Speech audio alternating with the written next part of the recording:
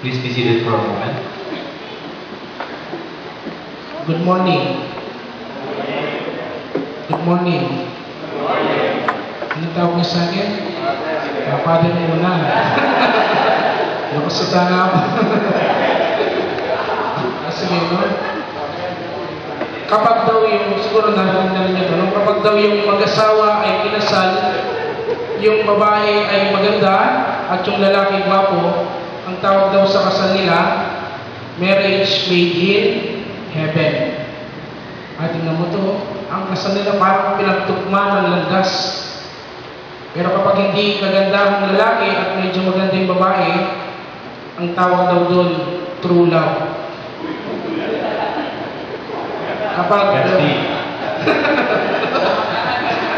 Kapag yung lalaki naman ay gwapo at medyo hindi kagandahan yung babae, ang tawag daw doon ay shotgun wedding. Ngayon naman, pag pareho silang hindi gwapo at hindi maganda, ang tawag daw doon, kapwa ko, mahal ko. Yun lang ba? Ngayon, anong connection sa gospel natin ngayon? Walang connection. Kung nag-rosaryo kayo, yung gospel natin, ito yung fourth joyful mystery. Ano yun? Ay, no, mag-rosaryo rin. Ibang rosaryo na ninahawakan nyo. Ano yun? Fourth joyful mystery. Ha? O, tingnan nyo si Doc. Palakpakan natin si Doc. Tama, presentation. Ang ating Panginoong Jesucristo ay i-present sa templo. Sa mga Hudyo kasi, hindi binyag yung entrance nila sa pagiging Hudyo. Ang ginagawa nila, tinutuli. No? Tuli. Pagtutuli. 7 days after the birth, i-present sa templo at saka tutuloyin. Kaya nga yung mga Hudyo ay tuli. Walang support na Hudyo. Wala namang masama doon, di ba? Nandito sa gospel. Napapailing si Gatsby. Wala namang masama doon, di ba? Nasa gospel yan. Kaya nga present ang ating Panginoon. Kumbaga, dadaanan niya lahat yung proseso ng pagkatao. Presentation, no? Iniyalay ang Panginoon.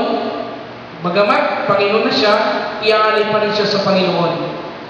Siguro isang bagay na pwede natin makita habang nalalapit po yung ating pag-host sa Don Bosco Alumni next year, to present sa Panginoon lahat ng ating mga ginagawa, and He will do the rest.